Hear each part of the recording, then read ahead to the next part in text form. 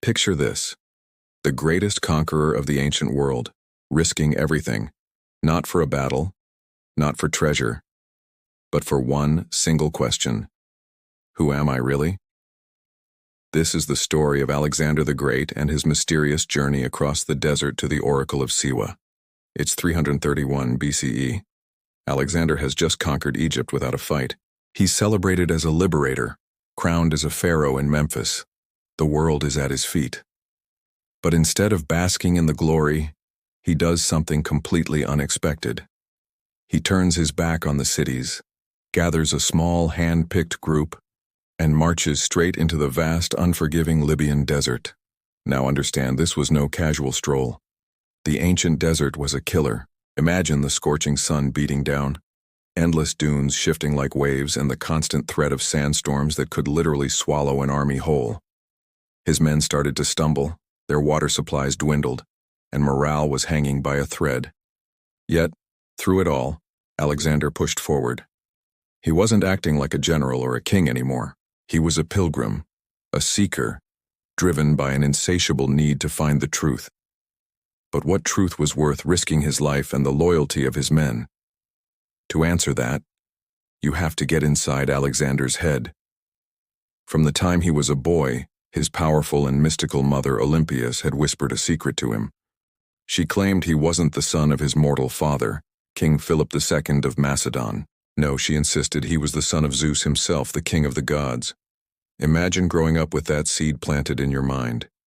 Every victory you achieve, every battle you win, every impossible odd you overcome, it all starts to feel like proof. Maybe, just maybe, it's true. Maybe you really are divine, But even the most confident leaders, the ones who seem untouchable, wrestle with doubt in the quiet moments. And Alexander, for all his triumphs, was no different. He was haunted by this question of his own origin. He needed more than his mother's word. He needed confirmation from a source beyond question, a voice from the heavens to finally silence that nagging uncertainty and say, yes, you are chosen. Yes, you are the son of a god. The Oracle of Siwa, dedicated to the Egyptian god Ammon, who the Greeks equated with Zeus, was more than just a famous shrine. For Alexander, it held the very key to his identity. Of course, this journey wasn't just about personal soul-searching. Alexander was a brilliant political strategist. By being declared the son of Ammon by the oracle, he wouldn't be seen by the Egyptians as a foreign conqueror. He would be their legitimate pharaoh, a divine ruler sent by their own gods. This single act would secure his control over Egypt more effectively than any army could. It was a masterstroke of propaganda. So you have these layers all working together. Politically, it cemented his rule.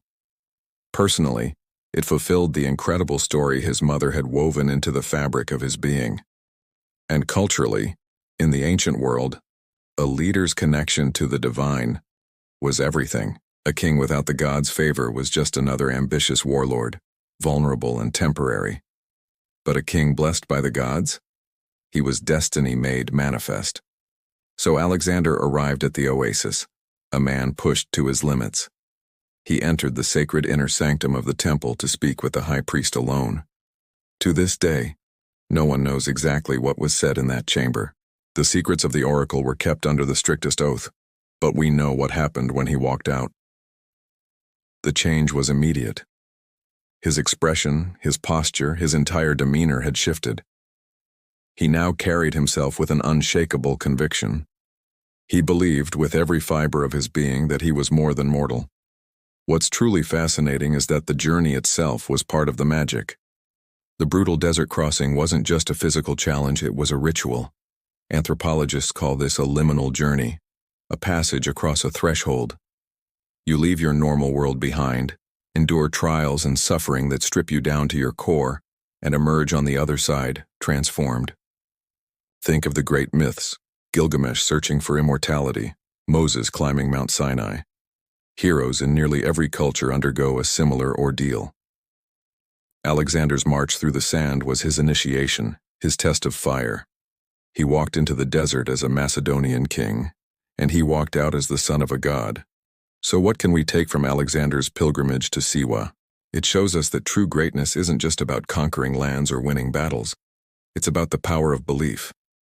Alexander needed that divine confirmation from the oracle to silence his inner doubts and turn his towering ambition into a destiny he felt he was born to fulfill. And when you think about it, we're not so different today. Leaders, entrepreneurs, artists, even entire nations, we all seek legitimacy. We look for a sign that what we are doing matters, that we are on the right path. Some find it in rituals, others in faith, and many in the validation of mentors or peers. Alexander E.S.'s story forces us to ask a fundamental question. Do we need someone else to tell us we are destined for greatness? Or can we create that greatness ourselves, simply by acting as if it were already true, deep within us? History doesn't repeat, but it certainly rhymes. If you enjoyed this journey into the past, make sure to subscribe and join me for more stories that challenge the way we see the world. Thanks for watching. Thanks.